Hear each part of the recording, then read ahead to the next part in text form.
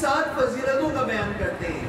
وَفَضَّلْنَا بِأَنَّا مِنَّا نَبِيَ الْمُخْتَارِ، نبی احمد مختار صلی اللہ علیہ وسلم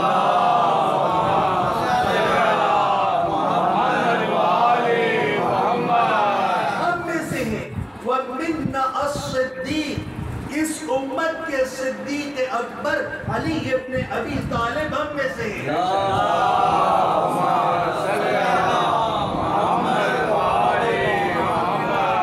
وَمِنَّا الطَّيَّارِ، وہ جعفر طیار کے جنہیں اللہ نے 2 پر عطا کیے ہیں جنت میں پرواز کے لیے، وہ ہم میں سے ہیں. وَمِنَّا اسد اللہ واسد رسولہ، اور وہ ہستی جو سید الشہداء جناب حمزہ جو اللہ کے بھی شیر ہیں، اللہ کے رسول کے بھی شیر ہیں، وہ ہم میں سے ہیں. وَمِنَّا سِبْطَ هَذِهِ الْأُمَّةِ، اس امت میں رسول اللہ کے 2 بیٹے جن سے نسل رسالت جاری ہونی ہے، وہ دونوں ہم میں سے ہیں، حسنین شریفین.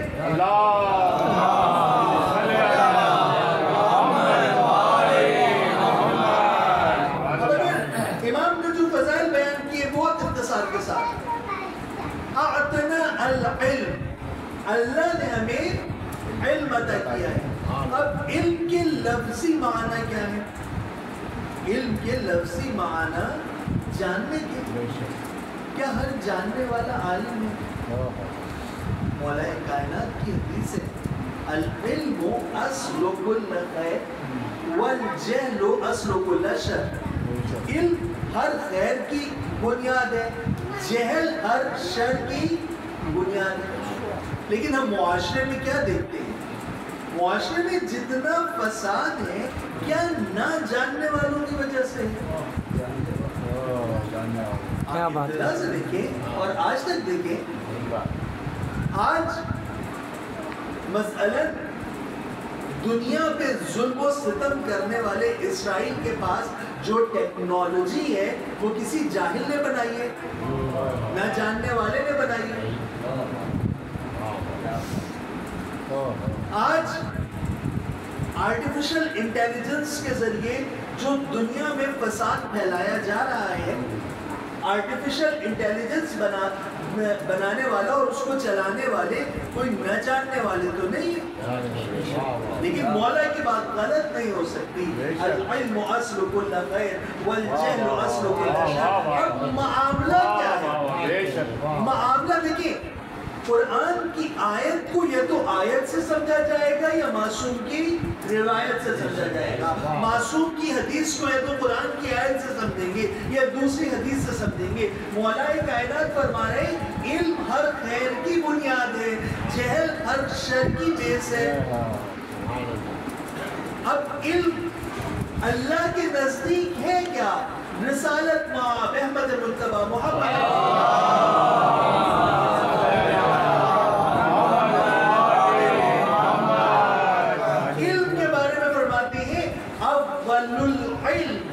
معرفت الجبار.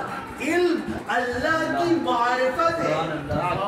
اگر سائنس ہو، ٹیکنالوجی ہو، اقتصادیات ہو، معاشرتی علوم ہو، حتیٰ کہ دینی علوم ہو، حتیٰ کہ سیرت اور حدیث کا علم ہو، حتیٰ کہ قرآن کریم ہو، اگر وہ اللہ کی معرفت کا ذریعہ نہ بنے تو میرے لیے وہ علم نہیں ہے. لیکن اگر وہ اللہ کی معرفت کا ذریعہ بنے تو کوئی سا بھی علم ہو وہ ہمارے لیے علم ہوگا. کیوں؟ جب اللہ کی معرفت نہیں ہوگی تو ٹیکنالوجی سے فساد قائم کیا جائے گا، فساد برپا کیا جائے گا. اور اگر اللہ کی معرفت ہوگی تو وہی علم حقیقی علم قرار پائے گا. اب مولا کی وہ حدیث العلم اصل کل خیر والجہل اصل کل شر. علم اصل ہے ہر خیر کی، جہل اصل ہے ہر شر کی. یعنی وہ جاننا جو خدا تک پہنچائے وہ علم کہتا ہے. امام سجاد فرما رہے ہیں اعطنا العلم، اللہ نے ہمیں علم عطا کیا ہے، یعنی ہم اللہ کی معرفت ہمارے ذریعے سے خدا تک پہنچا جائے گا. ہم صاحبان علم ہیں، یعنی ہم خدا کی معرفت رکھنے والے ہیں اور خدا کی معرفت کروانے والے ہیں. بے شک، واہ واہ واہ، بے شک، سبحان اللہ والحلم، اور اللہ نے ہمیں علم عطا کیا ہے. بے شک. علم کا اردو میں کوئی صحیح ترجمہ نہیں.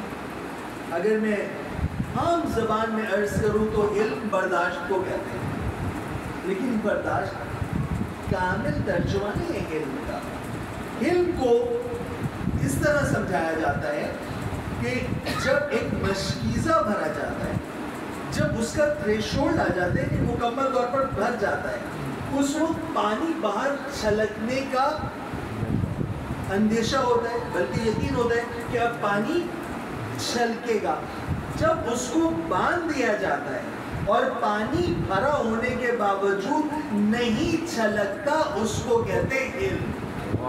سبحان اللہ، سبحان اللہ. اس کو کہتے ہیں. اب میں بچوں کے لیے مثال، علم کی مثال، ابھی میں نے امام زمانہ کی جو صفات خطبے میں پڑھی، اللہم صلی وسلم علی صاحب دعوت النبویہ صلوۃ الحیدریہ وعصمت الفاطمیہ والحلم الحسنیہ، کہ وہ امام کے جس کے اندر نبی جیسی دعوت و تبلیغ ہے، علی جیسی صلوت ہے، فاطمہ جیسی عصمت ہے، حسن مجتبی جیسا حلم ہے.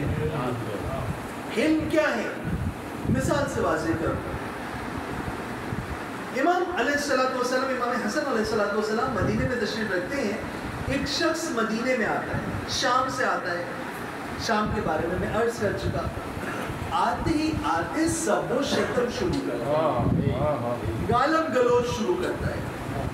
سب و شتم ہمارا طریقہ نہیں ہے، یہ بنو امیہ کا طریقہ. اور امام کے سامنے معاذ اللہ خاکم بدہن امام کے اوپر سب کر رہا ہے. امام فرماتے ہیں بھائی تو مسافر ہے، تھکا ہوا لگتا ہے. ذرا ہاں میں مسافر ہوں، تاکہ آؤ میرے ساتھ. اپنے گھر پہ تشریف لے جاتے ہیں، اس کو ساتھ لے کے جاتے ہیں، اس کے لیے استراحت کا سامان فراہم کرتے ہیں، اس کو تازہ طعام پیش کرتے ہیں، اس کے غسل کا انتظام، واپسی کے لیے زاد راہ دیتے ہیں. جاتے ہوئے کہتا ہے آپ اپنا تعارف تو کرا لیں. رسول اللہ جب یہ سنتا ہے قدموں میں گرتا ہے، کہتا ہے فرزند رسول خدا کی قسم آج سے پہلے آپ کا مجھ سے بڑا کوئی دشمن نہیں تھا، آج کے بعد میرے لیے آپ سے زیادہ محبوب کوئی ہستی نہیں. اس کو کہتے ہیں حلم. امام سجاد فرما رہے اعطنا العلم والحلم، اللہ نے ہمیں علم عطا کیا ہے، اللہ نے ہمیں حلم عطا کیا ہے. بے شک، سبحان اللہ. والفصاحہ، اور اللہ نے ہمیں فصاحت عطا کی ہے. اگر فصاحت ان کی دیکھنی ہے تو نہج البلاغہ کو دیکھیں، فصاحت دیکھنی ہے تو خطبہ فدق کو دیکھیں، فصاحت دیکھنی ہے تو صحیفہ کاملہ کو دیکھیں، فصاحت دیکھنی ہے تو ائمہ کی دعاؤں کو دیکھیں. درود پڑھتے ہوئے تھوڑا آگے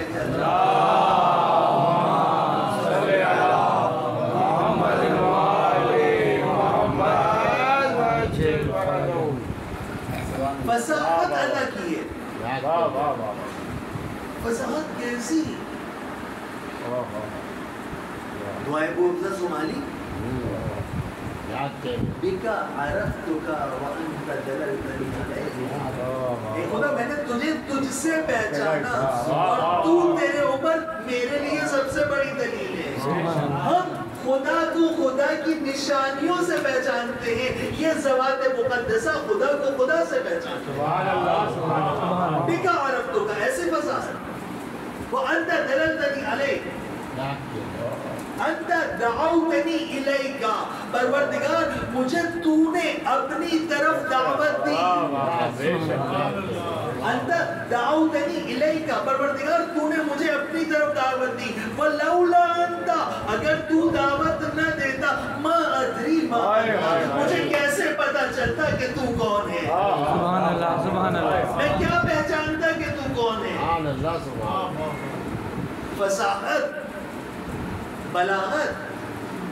اعطنا العلم والعلم والفصاحہ والسماحہ.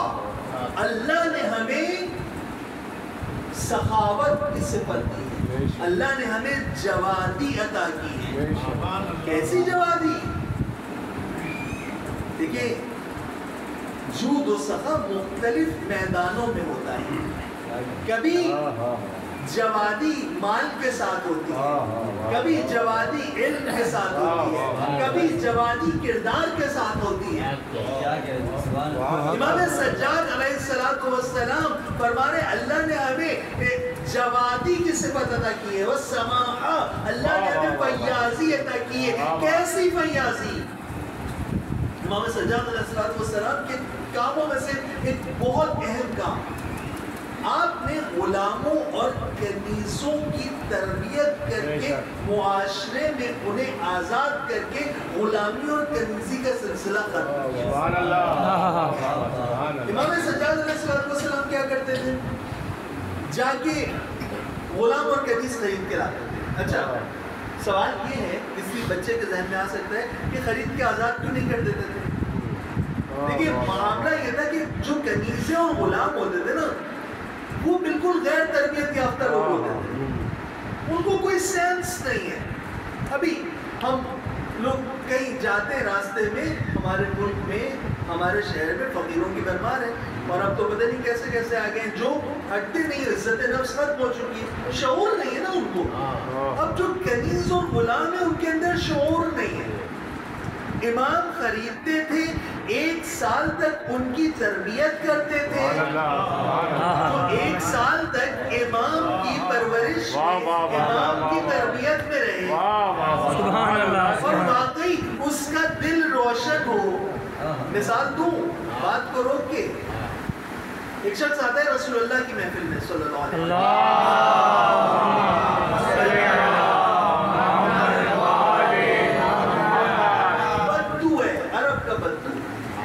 بادیہ نشین لوگوں کی مسافرت سے آئے، لمبے سفر سے آئے.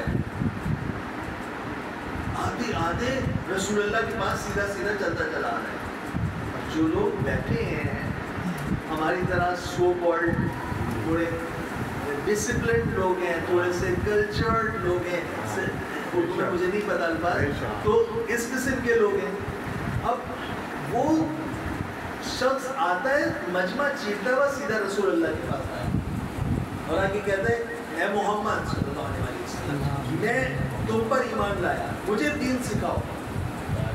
رسول اللہ، اب لوگ میں اپنی زبان میں روایت اپنی جگہ میں اپنے انداز میں بیان کروں. لوگ یا رسول اللہ کیا چیز آتی ہے؟ لوگوں کے چہرے رسول اللہ اس سے کہتے ہیں ایک قرآن کی آیت سکھاتے ہیں، من یعمل مثقال ذرۃ خیرا یرا ومن یعمل مثقال ذرۃ شرا یرا.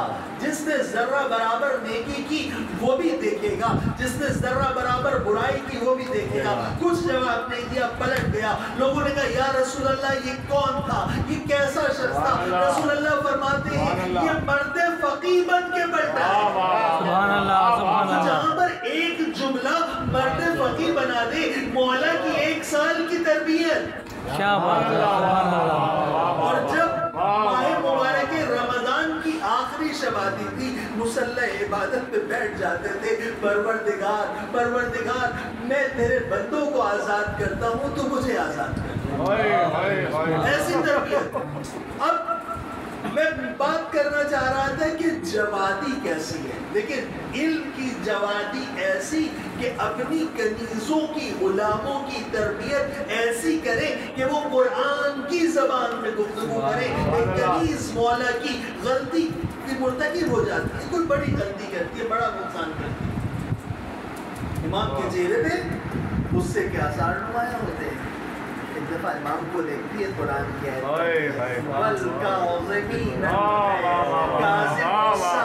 امام فرماتے ہیں جہاں میں نے تجھے معاف کیا، رکی نہیں، آیت کا اگلا حصہ پڑھا والعافین عن الناس، صرف غصہ نہیں پیتے، لوگوں پہ عافیت کرتے ہیں. مولا فرماتے میں نے تجھے آزاد کیا، آگے بڑھی واللہ یحب المحسنین. مولا اسے مال و دولت بھی انعام میں دیتے ہیں. یعنی کہ علم کی فیاضی بھی ہے, مال کی فیاضی بھی ہے, کردار کی فیاضی بھی ہے. محمد والے محمد بلندری صلوات.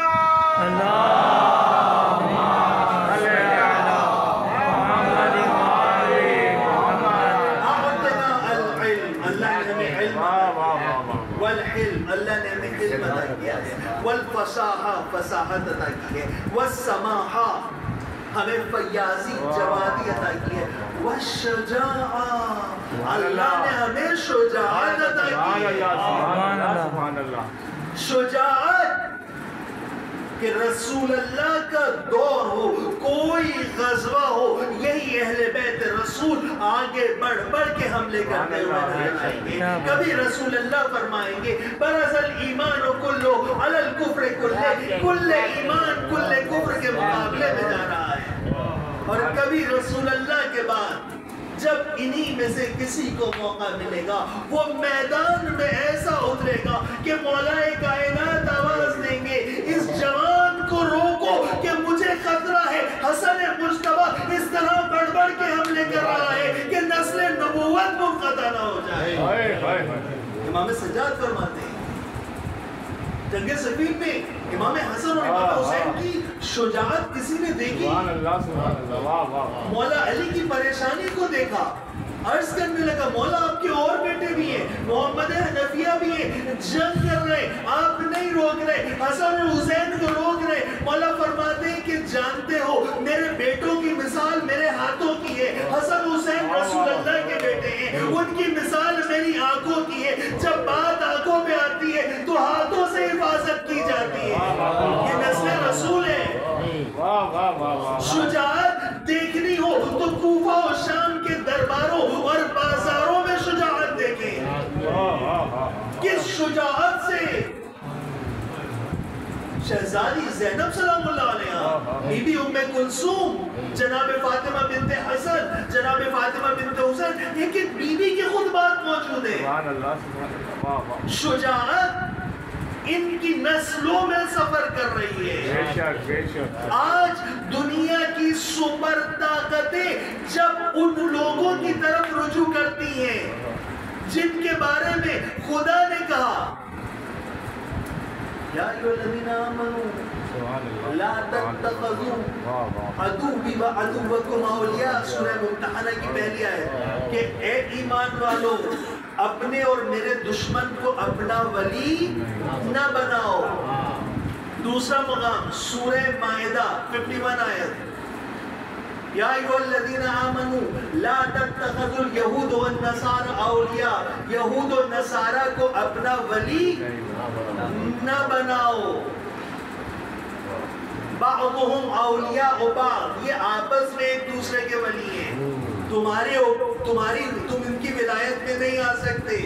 وَمَنْ يَتَوَلَّهُمْ مِنْكُمْ, اگر تم میں سے کوئی ان کو اپنا ولی بنائے گا, فَإِنَّهُ مِنْهُمْ, تو وہ انہی میں سے قرار پائے گا.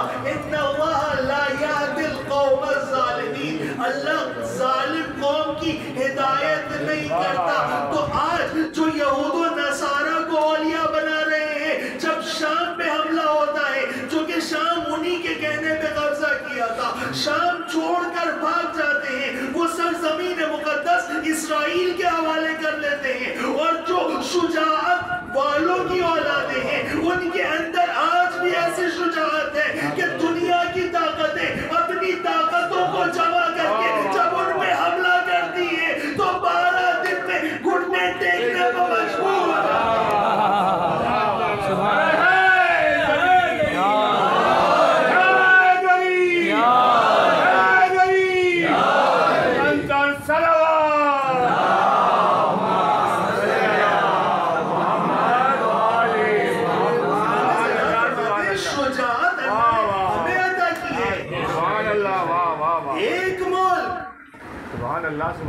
ساتھ میں یمن, فلسطین, لبنان, عراق اس ایک ملک کی طرف دیکھ رہا ہے, لیکن وہ ایک ملک اس شخص کی طرف دیکھ رہا ہے جو خود بھی اولاد زہرا ہے, جو نائب فرزند زہرا ہے.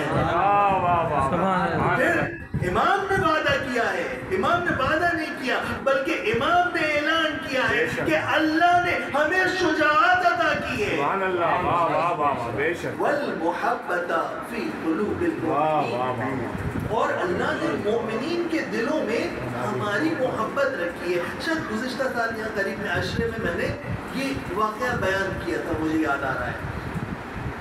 امام احمد بن حنبل اہل سنت کے امام, ان کا ایک شاگرد ان کے پاس آتا ہے اور آ کے کہتا ہے کہ مجھے یہ حدیث سمجھ میں نہیں آتی, یا علی انت تقسیم النار والجنہ, تو جنت اور جہنم کا تقسیم کرنے والا. امام احمد بن حنبل نے کہا کہ تمہیں یہ حدیث کیوں نہیں سمجھ میں آتی؟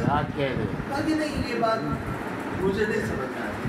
کہا کہ اس حدیث کو بھی نہیں مانتے ہو کہ اے علی کوئی شخص تجھ سے محبت نہیں کر سکتا مگر مؤمن, اور کوئی شخص تجھ سے دشمنی اور عناد نہیں رکھ سکتا مگر منافق. شاگرد نے کہا نہیں, یہ بات تو بالکل درست ہے, یہ حدیث تو بالکل صحیح ہے کہ کوئی تجھ سے محبت نہیں رکھ سکتا مگر مومن, اور کوئی دشمنی اور عناد نہیں رکھ سکتا مگر منافق. تو احمد بن حنبل نے کہا تو پھر مومن کا مقام جنت, منافق کا ٹھکانہ جہنم. امام سجاد نے کیا فرمایا کہ اللہ نے ہمیں کیا کیا عطا کیا؟ علم, فصاحت, سماحت, شجاعت, اور مومنین کے دلوں میں ہماری محبت کو قرار دیا. سبحان اللہ. فرمایا وَفَضَّلْنَا بِأَنَّا, اور اللہ نے ہمیں فضیلت دی. اس بات میں فضیلت دی منا النبی المختار, نبی احمد مختار صلی اللہ علیہ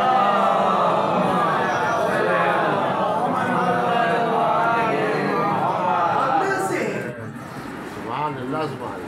یہ وہ مقام ہے کہ جس میں امام حسین نے بھی فخر کیا. درباری ولید نے کیا کہا تھا؟ انما اہل بیت النبوہ ومعدن الرسالہ, ہم اہل بیت نبوت ہیں, ہم معدن رسالت ہیں. ومختلف الملائکہ, ہم ملائکہ کی گزرگاہ ہیں. ومحبت الوحی, وحی کا مخزن ہمیں. بنا فتح اللہ و بنا یختم, اللہ نے ہم سے آغاز کیا ہے, ہم پہ اختتام کریں گے. امام سجاد علیہ السلام بھی یہاں پہ فرما رہے ہیں کہ اللہ نے نبی احمد مختار کو ہم میں سے قرار دیا. وَمِنَّ الصِّدِّيقِ, برادران اہل سنت کے روایت موجود ہے کہ رسول اللہ نے مولا علی کو مخاطب کر کے کہا یا علی انت صدیق اکبر والفاروق, اے علی صدیق اکبر بھی تو ہے اور فاروق بھی تو ہے. امام فرمانے اپنا تعارف کرا رہے ہیں کہ ہم میں نبی احمد مختار ہیں, ہم میں امت کے صدیق اکبر ہیں.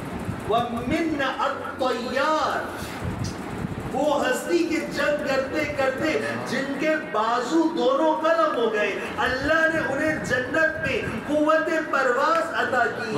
وہ جعفر طیار ہمارے چچا ہیں.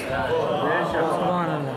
وَمِنَّا اسد اللہ و اسد رسولہ, اور وہ ہستی جو سید الشہداء جناب حمزہ ہیں, جو اللہ کے بھی شیر ہیں, رسول اللہ کے بھی شیر ہیں, وہ بھی ہمارے چچا ہیں. سبحان اللہ. سبحان اللہ. اور منا سبط هذه الامہ, اور اس امت میں رسول اللہ کے دو بیٹے, یعنی رسول اللہ کی نسل دل جن دو ہستیوں سے جاری ہوگی, وہ میرے بابا حسین اور میرے بابا حسن مجتبی ہیں.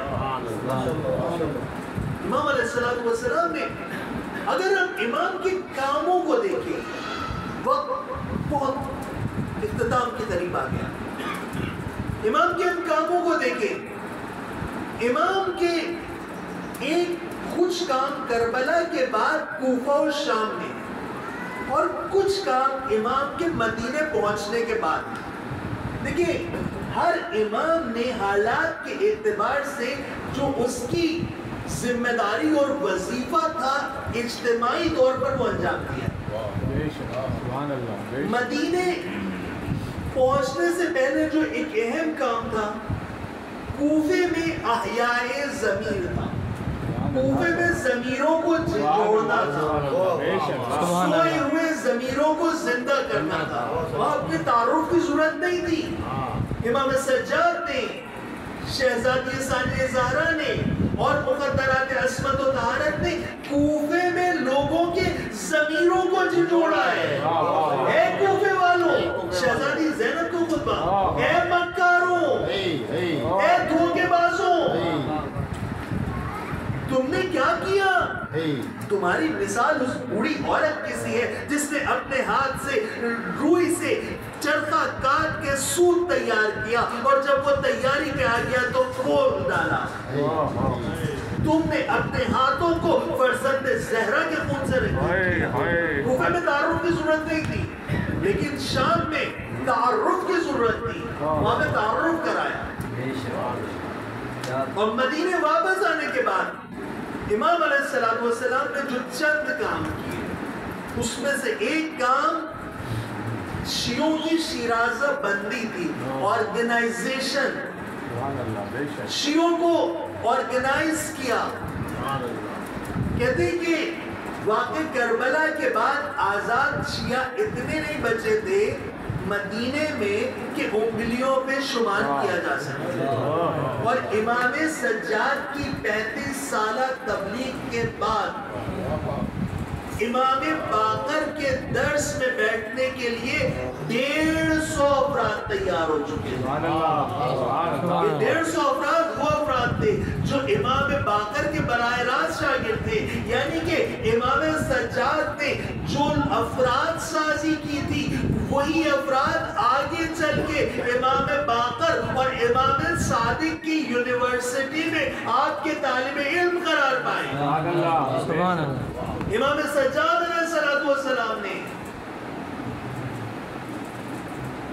صحیفہ کاملہ میں جن موضوعات کو چھیڑا ہے, ایک طرف علمی موضوعات ہیں, علمی موضوعات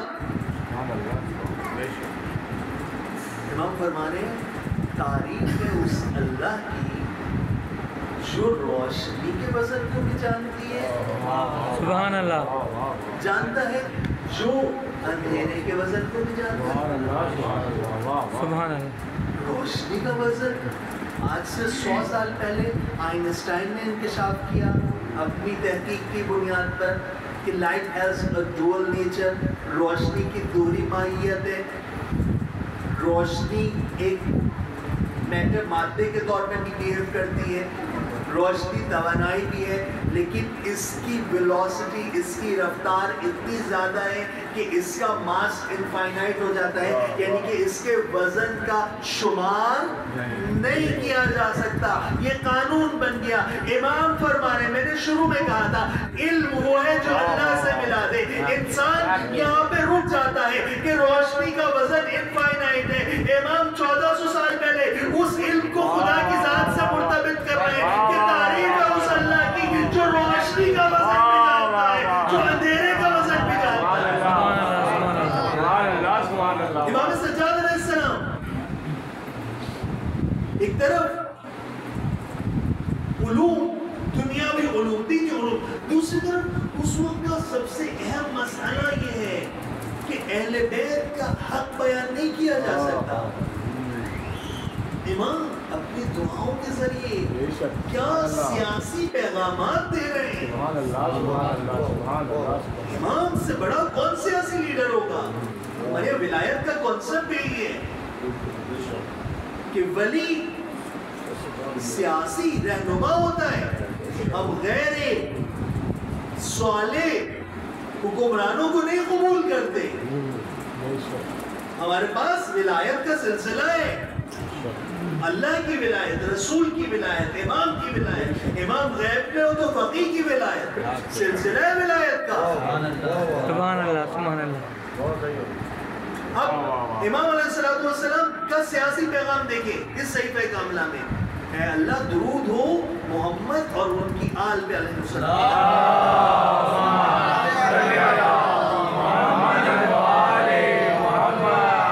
کہ وہ تیرے علم کے خزینہ دار اور تیرے مقام خلافت و رہبری کے حقدار ہیں، اور خدا لعنت کرے ان لوگوں پر جنہوں نے ان ہستیوں سے ان کا حق غصب کر لیا۔ اور وہ زمانہ بنی امیہ کا تاریخ ترین زمانہ ائمہ کے ادوار میں، امام نے اس دور میں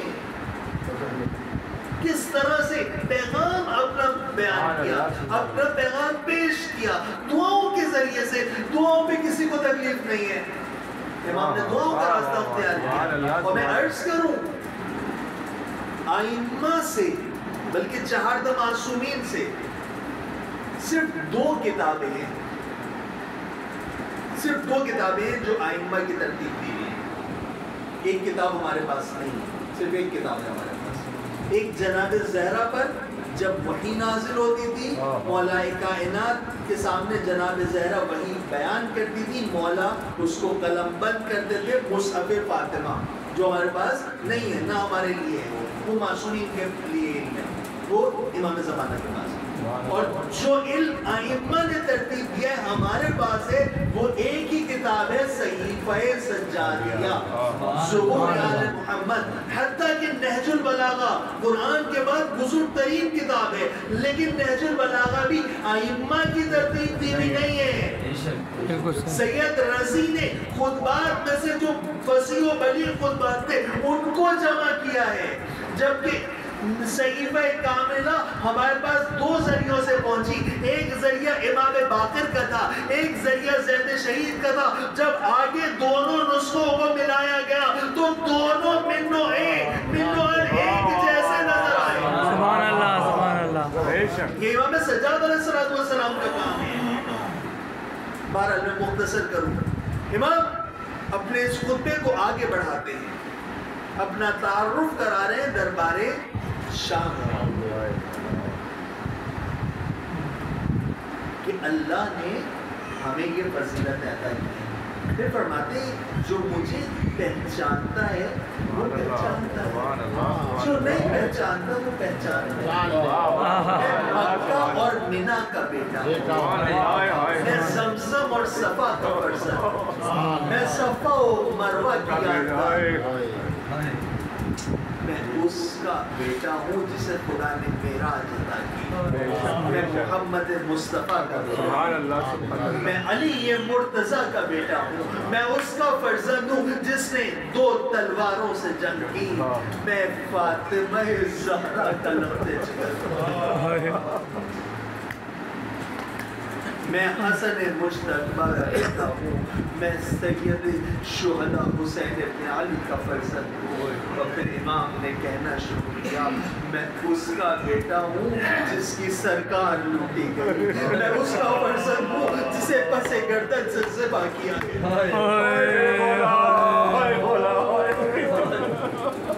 عزاداران امام مظلوم، امام کی شہادت کی شب غریب ہے۔ میں امام کے مصائب کا آغاز کہاں سے کروں؟ میں امام کی مصیبتوں کا تذکرہ کہاں سے کروں؟ ہاں، جب کسی کی امامت کا آغاز ہوتا ہے تاریخ تشیع بتاتی ہے کہ جانے والے امام نے آنے والے امام کو راز امامت سپرد کیا ہے۔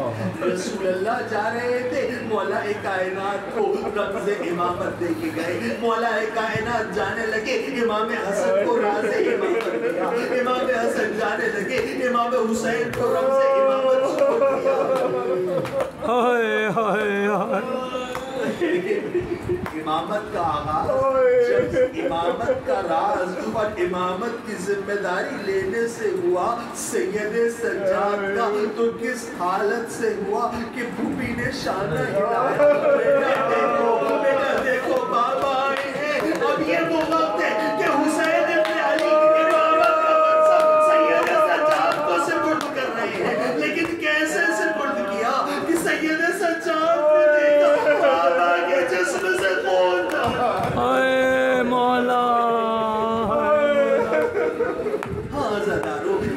بننے کے بعد ہر امام نے امامت کا پہلا منظر دیکھا ہوگا. مولا حسین چلے گئے, امام سجاد پہ غشی طاری ہو گئی. اب امامت کا پہلا منظر کیا دیکھا؟ پھوپھی نے شانہ ہلایا, بیٹا دیکھو کربلا کی زمین میں رہی ہے اور آسمان سے دیا چل رہی ہے. پھوپھی اماں خیمے کا پردہ ہٹائیے, امامت کا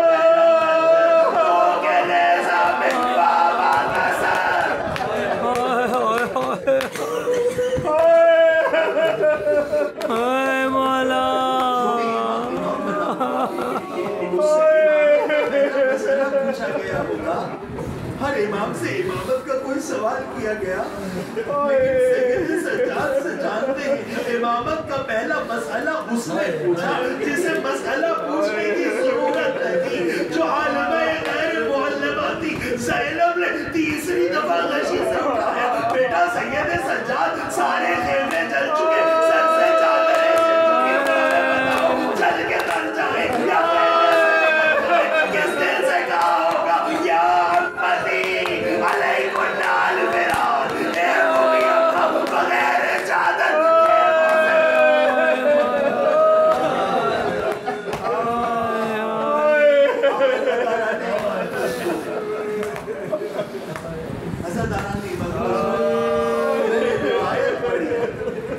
میں نے روایت پڑھی کہ مدینے میں ابو حمزہ صومالی روایت کرتے ہیں کہ امام سجاد بیٹھے تھے, ہم امام کے سامنے زانوں میں ادب طے کیے ہوئے تھے.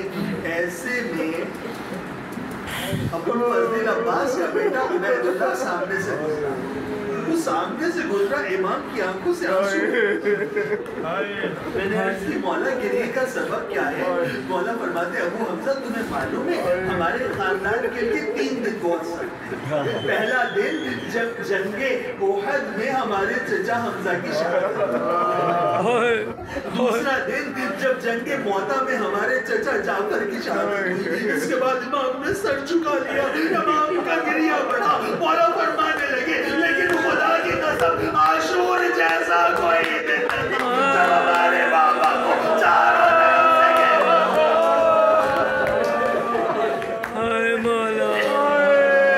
طرف سے گریہ مزید بڑھا. جانتے ہو خدا رحمت کرے میرے چچا ابو الفضل عباس پر کہ جنہوں نے خون کے آخری قطرے تک میرے بابا کا دفاع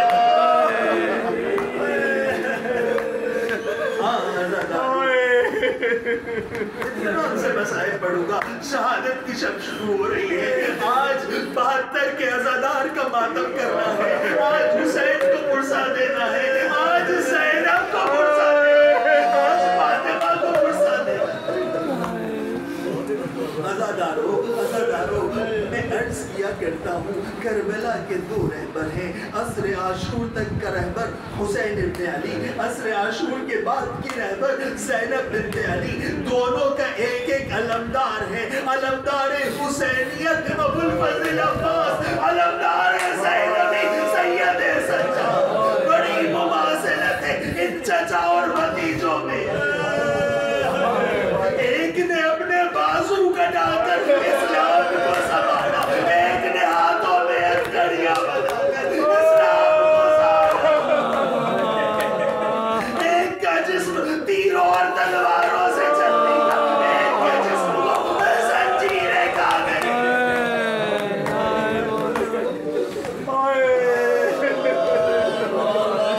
مدینے میں آ کے مولا کو ہر لمحے میں بابا کی یاد آتی تھی. کبھی بچوں کو, شیرخوار بچے کو دیکھا علی اصغر کی یاد آ گئی. کبھی کمسن بچوں کو دیکھا مولا محمد کی یاد نے دل تڑپا دیا. کبھی کسی لڑک پڑھتے ہوئے جوان کو دیکھا قاسم کی یاد آئی. کبھی جوان کو دیکھا علی اکبر میں آنسو آئے. کبھی کسی جری کو دیکھا, شجاع کو دیکھا, چچا کی جرات کو شجاع. کبھی گزر رہے ہیں زبیدہ پہ نظر پڑی, ایک مرتبہ رک گئے, قصاب کو مخاطب کیا, اے بھائی اس جانور کو پانی پلایا. اے مولا باپ کے جنگی امتی ہے. ہم جب تک سیراب کرتے ہیں, جب تک اس کے پیاس نہ بجھ جائے, یہ خود منہ نہ ہٹا اچھا مجھے یہ بتاؤ کہ اس کو ذبح کرنے سے پہلے آلہ ذبیحہ کو تیز کر دیا مولا ہم خود خنجر سے ذبح نہیں کرتے مجھے یہ بتاؤ اس سے پسے گردن سے تو نہیں کرنا مولا ہم شہر سے کاٹتے ایک دفعہ کربلا کرو آئے میرا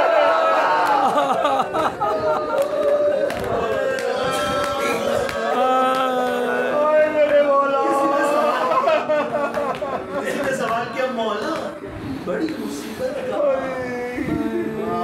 مولا کہیے نا بڑی مصیبت تھی جب میرا بھائی قاسم ایڑیاں رگڑ رہا تھا یا مولا کہہ دیجئے کہ وہ مصیبت بڑی تھی کہ جب میرا بابا ایک لاشا اٹھا رہا تھا اٹھایا نہیں جا رہا تھا آواز دے رہا تھا ہاشمی جوانوں بوڑھے باپ سے جوان کی میت ہے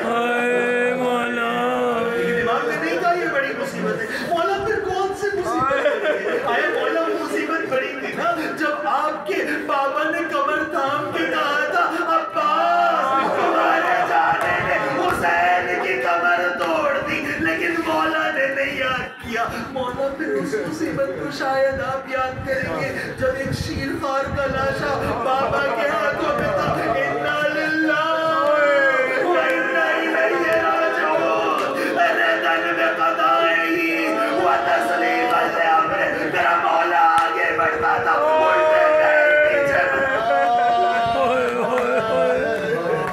بابا مولا وہ مصیبت بڑی ہوگی نا جب آپ کے بابا کی گلے کے بوسے آپ کی پھوپھی اماں لے رہی تھی پھوپھی اماں کی کلائیوں کو بابا چوم رہے تھے لیکن نہیں یاد کیا مولا نے مولا پھر کون سی مصیبت بڑی تھی 3 دفعہ کہا الشام الشام الشام علماء کہتے ہیں پہلا شام بازار شام نہیں پڑھ صرف ایک اشارہ کروں گا میں نے ابتدائی مصائب میں عرض کی تھی نا کہ بہت مماثلت ہے مولا عباس اور مولا سجاد میں جانتے ہیں نا مولا عباس کی شہادت کے وقت دونوں ہاتھ گر چکے تھے اور جب پیشانی پہ تیر آیا تھا مولا کے ہاتھ نہیں تھے ایسے میں سر پہ گرز لگا تھا مولا اس گرز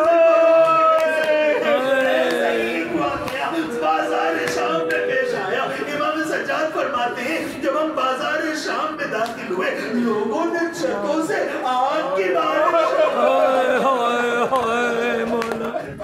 مقاتل بتاتے ہیں ایک آگ کا شعلہ سید سجاد کے ساتھ کیسے چچا کے ہاتھ نہیں تھے میرے راتریوں میں تھے ہاں عزادارو جب ہاتھ کچھ کام نہیں کرتے تو سر کو جھٹکا دیا جا سکتا ہے لیکن کیا کرے میرا چولا ہے گلے میں تو کے گلے پر گرا بار ہے مولا سر کو جھٹکے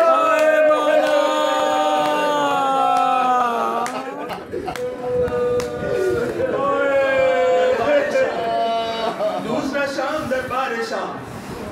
دربار شام کی مصیبت سنیں گے مجھ کو جرأت نہیں ہے کہ پڑھ سکیں ایک روایت کا صرف اشارے سے گزر جاؤں گا دیکھیں ایک غیرت مند انسان ہر مشکل برداشت کر لیتا ہے ہر پریشانی جھیل جاتا ہے لیکن اگر اس کے سامنے اس کی بہن کو کوئی کنیزی میں مانگ لے بہن رسول ذاتی ہو ارے سامنے والا شرابی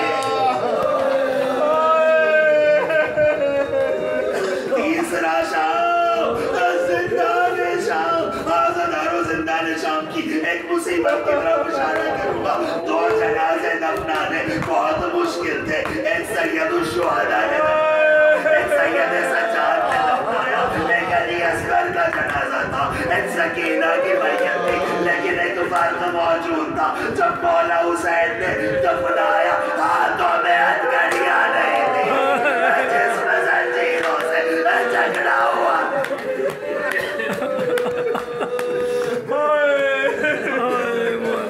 روتا رہا آپ کا امام 95 ہجری 22 محرم امام کو زہر دے دیا گیا. حسن مجتبیٰ کی طرح تڑپنے لگے سید سجاد. 25ویں کی صبح آئی. مرتبہ امام باقر کو قریب بلایا. بیٹا باقر میں نماز پڑھنا چاہتا ہوں. آخری نماز ادا کی مولا نے. بیٹا باقر میرے نیچے سے بستر ہٹا دو, میرے نیچے سے بستر ہٹا دو. بابا زہر اثر کر چکا ہے. بابا آپ کی طبیعت ٹھیک نہیں. ہاں بیٹا میں جانتا ہوں میرا آخری وقت ہے. میرا بابا آخری وقت پتھر اور تیروں میں. امام کے نیچے سے بستر ہٹایا گیا. امام نے آسمان کا رخ کیا. ملائکۃ اللہ کو سلام کیا. مقرب ہستیوں کو سلام کیا. اس کے بعد امام نے امام باقر کو قریب بلایا. بیٹا تمہیں کربلا کچھ یاد ہے؟ اب میں اپنے الفاظ میں بیان کر رہا ہوں. بابا میں چھوٹا تھا لیکن مجھے کچھ یاد ہے. بیٹا مجھے کربلا سناؤ. ہو سکتا ہے امام باقر نے سنانا شروع کیا ہو. بابا مجھے یاد ہے دادا حسین چچا علی اکبر کا لاش. بابا مجھے یاد ہے دادا عباس کا علم لے کر دادا حسین خیمے میں آئے تھے. بابا مجھے یاد ہے دادی زینب اور دادا حسین میں گلے مل کے رو رہے تھے. بابا مجھے یاد ہے سیاہ آندیاں چل رہی تھی. یہ کہتے شاید امام باقر پہنچے ہوں گے. بابا مجھے یاد ہے دادی زینب